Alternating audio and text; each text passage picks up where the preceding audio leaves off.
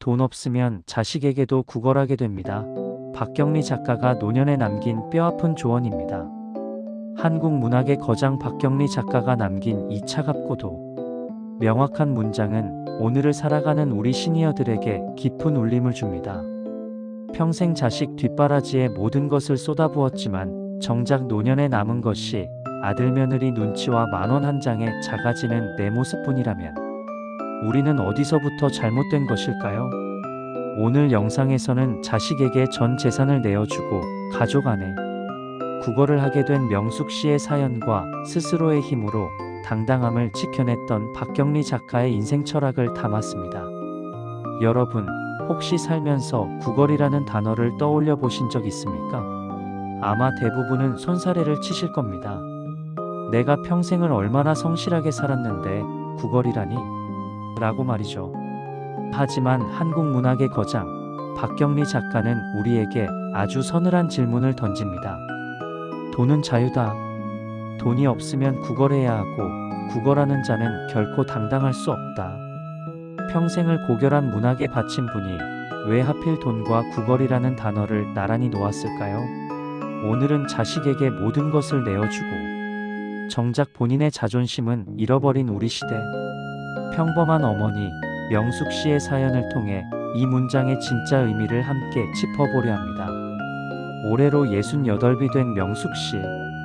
그녀는 3년 전 평생 일궈온 작은 식당을 정리하고 남은 돈을 모두 아들 집 전세금에 보탰습니다. 어머니, 저희랑 같이 살아요.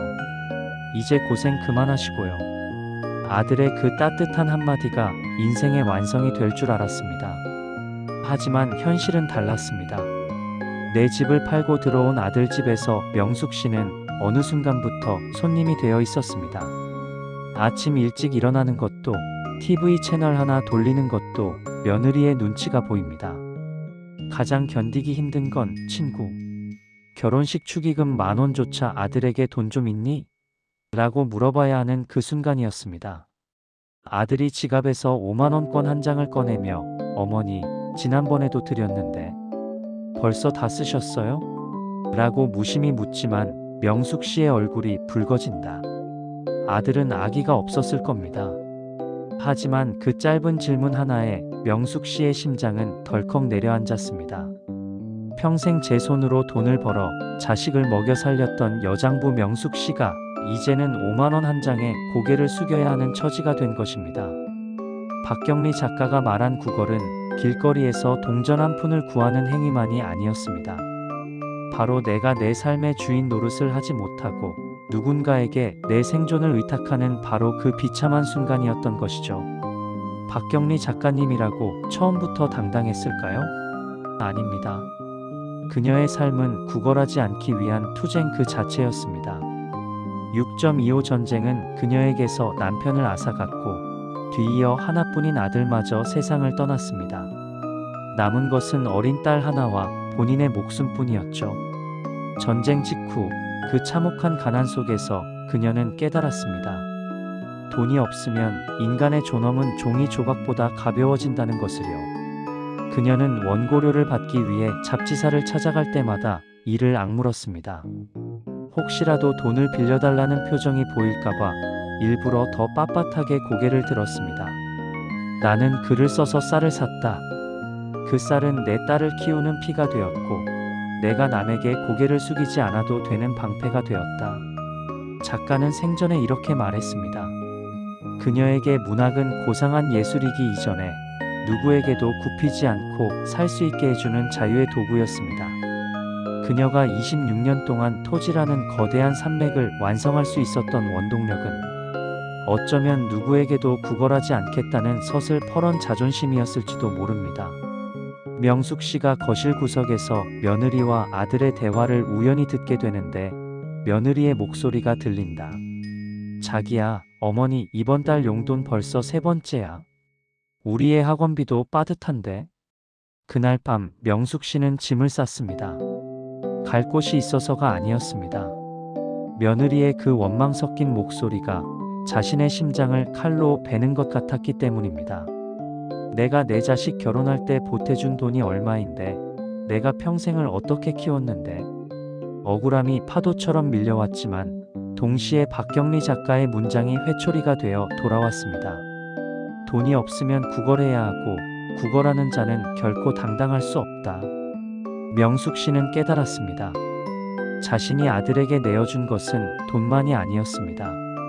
바로 자신의 자유와 당당함까지 모두 내어준 것이었죠. 자식에게 짐이 되지 않으려 했던 배려가 아이러니하게도 자신을 자식의 눈치를 보는 구걸자로 만들어버린 것입니다. 자식에게 다 주지 마라. 그것은 자식을 망치는 길이고 너를 노예로 만드는 길이다. 명숙 씨는 결단을 내렸습니다. 남은 쌈짓돈을 털어 작은 연고도 없는 시골로 내려갔습니다.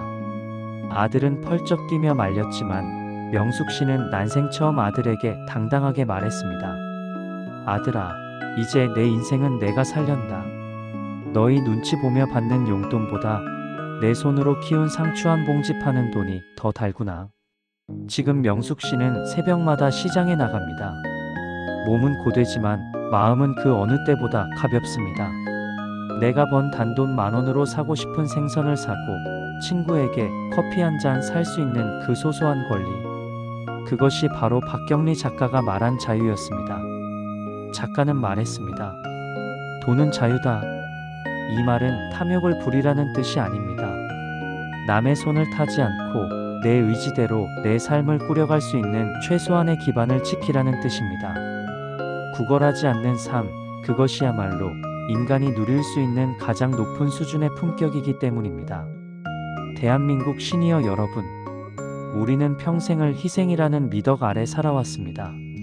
하지만 박경리 작가의 명언은 우리에게 묻습니다. 그 희생 끝에 남은 것이 누군가에 대한 원망과 비굴함이라면 그것이 정말 값진 희생인가? 돈을 모으십시오. 그리고 그 돈을 끝까지 쥐고 계십시오. 그것은 자식을 사랑하지 않아서가 아닙니다. 자식에게 부모를 원망할 기회를 주지 않기 위해서이며 여러분 자신에게 끝까지 당당할 권리를 주기 위해서입니다. 구걸하지 않는 노년, 누구에게도 굽히지 않는 당당한 뒷모습. 그것이 박경리 작가가 우리에게 남긴 마지막 선물입니다. 오늘 당신의 손에 쥔 것은 무엇입니까? 자식의 눈치입니까? 아니면 당신의 자유입니까? 이 영상이 가슴에 남으셨다면 오늘만큼은 여러분 자신을 위해 작은 선물을 해보시는 건 어떨까요? 여러분의 당당한 노년을 응원합니다. 가슴에 묻어둔 소중한 사람에게 하고 싶었던 한마디 혹은 나를 다시 일으켜 세운 문장이 있다면 댓글로 나눠주세요. 여러분의 댓글이 누군가에게는 살아갈 희망이 됩니다. 소중한 구독과 좋아요 눌러주세요. 감사합니다.